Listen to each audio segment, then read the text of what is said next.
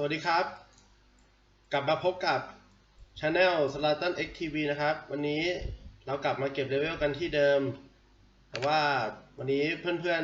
ๆคึกคักกันมากเพราะว่าแค่มาแป๊บเดียวก็ได้การ์ดมังกร SP กันแล้วตอนนี้ก็เดี๋ยวจะสัมภาษณ์เพื่อนๆทุกคนนะครับกับความรู้สึกที่มาวันนี้นะครับผมคนแรกนะครับผมเอาเป็นคีย์ป๊อตแล้วกันนะครับไนท์คีย์ป๊อตครับวันนี้เขามาช่วยครับมาช่วยฟรีช่วยฟรีครับชื่อเฟียสนะครับผม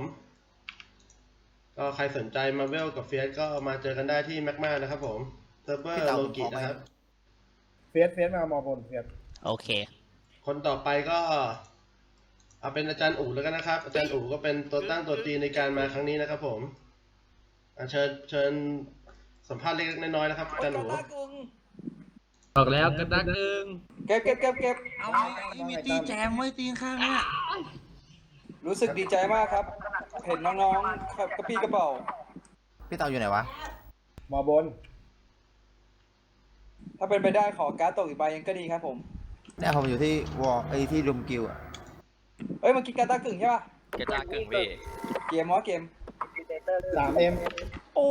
ยเงินทั้งนั้น โอเค เบอร์นั้นพี่ ต่อไปเชิญน้องปั๊กนะครับน้องปั๊ก เอาเสื้อไหมาให้ผมด้วยนะพี่ ให้อิมไปรับไหมพี่ที่มอ ให้เขาสัมภาษณ์ก่อน ดีใจนะครับครับการมา1 ใบครับ ดีใจครับดีใจที่ มีใครไม่รู้พูดแท้ครับได้ยินไหมครับเหมือนแมงวันแมงวีพวกนี้อย่าไปสนใจครับ แมงวีที่อะไรเขาเรียกว่าสุดหล่อ น้ำเต้านะครับผมก็ต่อไปก็จะเป็นน้องไอซ์นะครับผมน้องไอซ์สัมภาษณ์ความรู้สึกหน่อยครับผม ชง ก็วันนี้มาแบบคิวๆครับผมตายไปประมาณ8เกิดแล้วครับ โอเคก่อนจะถึงคนอื่นก็ขอเป็นน้องหลิงก่อนนะครับน้องหลิงอยู่หรือเปล่าครับผม ตั้มมึงยาว อยู่ครับ ให้สัมภาษณ์นิดนึงนะครับวันนี้ทีมงานมาลงมาด้วยตัวเองนะครับ ผมรู้สึกดีใจมากครับผม ขอภาษาต่างด้าวด้วยครับ มาแป๊บดรอปเลยฮะ หารกันช่วงหน้านะครับ วันนี้คนที่ ลิงขอภาษาต่างด้าวหน่อยครับ โอเคน้องหลิงฝากให้แฟนคลับชาวต่างชาติด้วยนะครับผม 各位大家谁想跟我们玩呢快点啊很好玩的นี่ฮาวโอเคครับผม ขอคำแปลด้วยครับ เสียเหล่าซีฮะ ขอคำแปลนิดนึงครับ เพื่อนๆคนไหนอยากร่วมสนุกกับเราก็เร็วๆนะครับผมเวลสนุกมากครับผมได้ทั้งตังค์ได้ทั้งของโอ้ยเยอะแยะครับผม น้องอั้นอยู่หรือเปล่าครับน้องอั้น อยู่ครับผม น้องอั้นพูดอะไรนิดนึงครับ ภาษาเขมรนะครับพี่อั้นครับ เขมร มองก็เด้งเปี้ย ปรับปรีกเร็วไหม โกเลมด้วยว่ามีโกเลมด้วย สนุกสนานครับแม็กมากินหมูปิ้งไปได้การ์ดไปครับผม โอเคเหลือใครบ้างเนี่ยตอนนี้น้องบอสไปพักผ่อนเรียบร้อยครับ อดการ์ดต้าเหี้ยน้องบอสผู้อดการ์ต้านะครับต่อไปเป็นน้องอีมนะครับผมสาวสวยคนเดียวที่มาในวันนี้นะครับผมน้องอีมเชิญพูดเลยครับ สวัสดีค่ะ ก็ใครที่สนใจนะคะ ก็สามารถมาร่วมกิววอลกับพวกเราได้ แล้วก็มาร่วมแชร์ เหมือนกับว่ามาอะไรนะเขาเรียกว่ามาปาร์ตี้ น้องอีมดูจริงจังว่ะที่จริงพี่ไม่ได้สดอะไรหรอกพี่ไม่ได้กดอัดโอเค แต่ดูพูดจริงจังเลย เอา ก็มาช่วยกันก็ได้อะไรอย่างนี้ โอเค นี่หลอกอะเนี่ย ไม่หลอกก็อัดอยู่กดดูได้ใน channel Atomic นะไม่ได้ไปเผยแพร่ที่ไหน อะไรมึงไอเฟียส เอ้ยมันมีอีกตีไล่ไว้อยู่ข้างบนน่ะ ใช่ครับ มันมีอีกที่ โอ้โหตายแล้วมันมาเพราะสตรีมมาวะ เยอะด้วยพี่เยอะด้วย เยอะเหรอพวกเยอะเหรอเยอะเปล่า คนไม่ได้แล้วพี่เข้าเวทมันหมด เยอะนักขยเยอะ มันกิวพี่เล้งนี่นะจัดการเลยปะล่ะ รักเขาดงแม่งดิ บวกดีบวกดี แต่ว่า พร้อมเลยโอเคก็เราก็จะเปิดสตรีมกันยาวๆนะครับผมอาจจะมีคำไม่สุภาพสำหรับน้องๆบ้างก็ขออภัยในหน้าที่นี้ด้วยนะครับ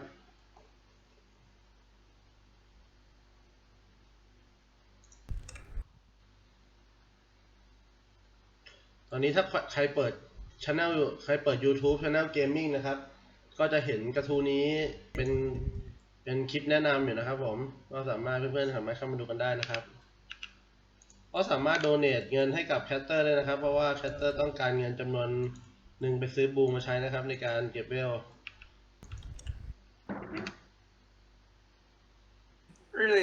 ทำไมมันมาตั้งตีอยู่ข้างเราตรงนี้วะเนี่ย แม่งมา โถมเลยปะล่ะ ทับดิ ทับดิ ไปคุยกับมันดีๆวันนี้พันกี่วันไหมเหรอ ไม่ได้พัน ไม่พัน เยอะไม่ได้พัน ไปบอกมันดิบอกว่าให้นายไปอยู่มุมขวาบนดิอย่าแย่งมอนกัน เฟียสเฟียสเฟียส ครับ เข้าพ่อค้ามาให้หน่อยดิ โอเค ซื้อแท็บให้10,000 อันเดียว กำลังราบลื่นเลย ครับผม อยู่ก็แห้งแล้ง จุ๊บเอง ต่อออนพี่ถงอยู่ไหมเนี่ย ออนอยู่ครับ แป๊บนึงที่ผมกลับมาซื้อปลาที่นึง ไอ้ฝาก ไป ด้วย แล้วไปแล้วไปแล้ว โอเคคนก็จะมีพี่เก่งนะครับพี่เก่งผู้นำแมวจะมาร่วมด้วยนะครับผมขอสัมภาษณ์ความรู้สึกกับพี่เก่งหน่อยครับในวันนี้ เรื่องอะไรพี่เพิ่งมา พูดเรื่องสพเปเหระครับพอดีตอนนี้กำลังไลฟ์สตรีมให้ทางแฟนคลับที่อยู่ทาง YouTube ดูอยู่นะครับ อายุเข้าเหรอครับ อยู่ที่ไหนเข้าครับผม เลอะเทอะพี่เต่า อายุพี่นัทนั่นเนี่ย อ๋อพี่ เดี๋ย เปิ ว ดพั พี่ ดล นัด ม ตั้งโมใหม่ที ปกติพี่เปิดแอร์วันนี้คือก็เปิดพัดลม ไหนนะเต่าอยู่ไหนเนี่ย แป๊บแป๊บแป๊บ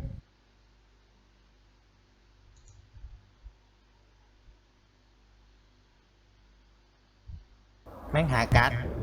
เฮ้ยหาเสื้อขยะไว้ใส่การ์ดไม่ได้เลย ตัวพี่ ทำไมลากเราหายไปไหนหมดวะ เดียวเลยเดียวเลย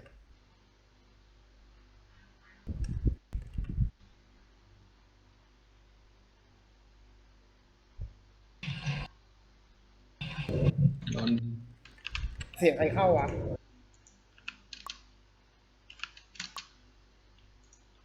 เสียงอะไรเข้า ปักลงไปลากขวาล่างให้หน่อยดิ เยอะมากพี่ข้างล่างเลย เอามองผมไปเนี่ยนะ ไม่ใช่มุมขวาล่างตรงนั้นอ่ะแค่นั้นแหละไม่ใช่เดินไกล แอปด้องอะไรแค่นี้ เฟียสเฟียสเดียวตัวนี้อ้าวเจ้าเอาพีทไปหมกรูไหนนะ ฮะ รูเดิมมั้ยเนี่ย ยังไม่ได้ออนตัวทิ้งไว้อ่ะ ไม่เห็นมีเลยพีท ยัง กี่ไว้กี่ ตอนนี้ ตรงนี้แม่งเจ๋งวะนะจุดเนี้ยบอกเลยอยู่ได้นะเนี่ยสัตว์ตัวเดียวยังอยู่ได้เลย มันเยอะมากเนี่ย วิธีดีมากอะ ก็ได้โซลตาป่าบุก7มานะ ชุดเดียวตายเลยเหรอวะ น่าแรงขึ้นเยอะพี่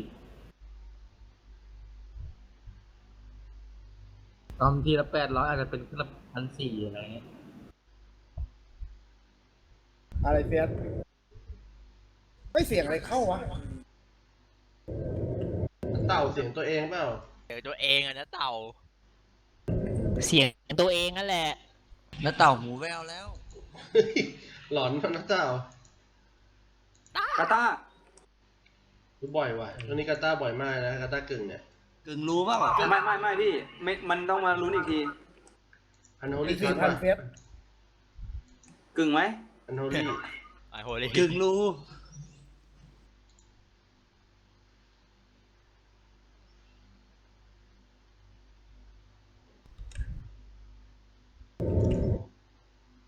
ไอหลิงบนล่างไม่ได้เลยเหรอเดี๋ยวนี้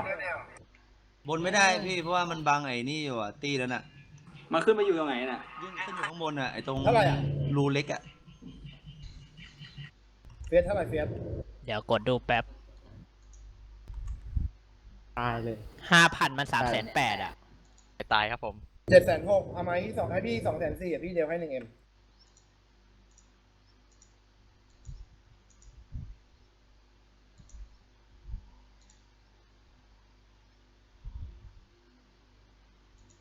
ไหนใครก็ได้ไปบอกมันว่าไปยืนมุมขวาบนสุดทีดิ ยืนตรงเนี้ยมันกัก แล้วมอนฆ่ามุมขวาตรงนั้นน่ะมันจะได้หรือไม่ก็มุมขวาล่างก็ได้ คือมอนบนหัวมันมีโคตรเยอะ ใช่ มันไปยืนกักอยู่ตรงนั้นไง แล้วมุมขวาก็ไม่มีมอนกัมหมดแล้วเนี่ย มีกัมแล้วนะ พักบ้างก็ได้พี่ ไปดักแป๊บเดียว คืนค่อยมาอีกรอบนึง ได้การ์ดเลยนะ ได้ทางการ ปักได้ไงกำลังคึกเลยปัก ได้ทำการ เก่งเก่งเก่ง โอริดัม ออนพีก่อนก็ได้ วันนี้โอลิมารัวๆควายไม่มี มือกำลังขึ้นพักได้ไง มึงใส่เปลี่ยนไอ้นี่ยังโอ้ ฮะ เบเซอร์ อะไร เปลี่ยนเป็นเข็มขัดบัสเซอร์ยัง ยังเข็มขัดไม่ได้เอามา ใช่เปิดสตรีมซ้อนอยู่ครับผมเสียง แป๊บ เข้า นึง ซ้อน เดี๋ยวเอาเข็มขัดให้ ขัดอยู่ในตัววิชา เข็มขัดอยู่ในตัวเซฟหรือเปล่าน้องอิม อยู่ในคาฟ้าพี่ ผมเก็บไว้อยู่ เอากรรมป่ะพี่เจอกรรมแล้ว ลากมาเลย กลับมามีวับ 1,500,000นะพี่ เลยละ ทั้ง50 อันดิ ซื้อไมคาฟ้ามาเลยไหม ถอดคลิปเพนแล้วใส่นี่ละ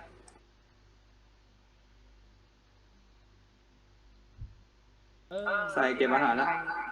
เอางี้ก็ได้มันมีวาร์ดบัสเซอร์อยู่ไม่ใช่เหรอ ก็ใส่ใหม่เลยก็ได้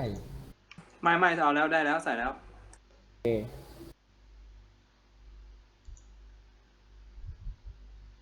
ข้างบนเยอะ ลากลงมันเลย อันซับอยู่ใช่ปะจะได้ไม่ต้องซับ รับอยู่ครับ ไอ้ ไป เหี้ ช่วย ย ไอ้บอสไปช่วยฮิวไนท์ อ๋อมันมี เดี๋ยวน้องอินฮิวครูมีตี้อยู่บน ชิปหาย เพราะไอ้เฟียสพิมพ์บอกมันให้ทีเดี๋ยวว่าให้ย้ายไปอยู่มุมขวาบนอย่าแย่งมอนตัดกันเอาไปคนละครึ่งแมปอะมันมีแค่2ตี้ ไม่บอกขวาบนก็ขวาล่าง ตายอยู่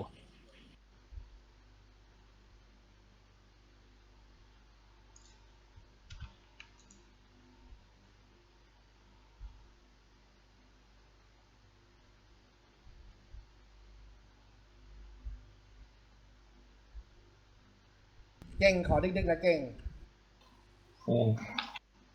ใช้เงินแบบ บังไว้ยังไง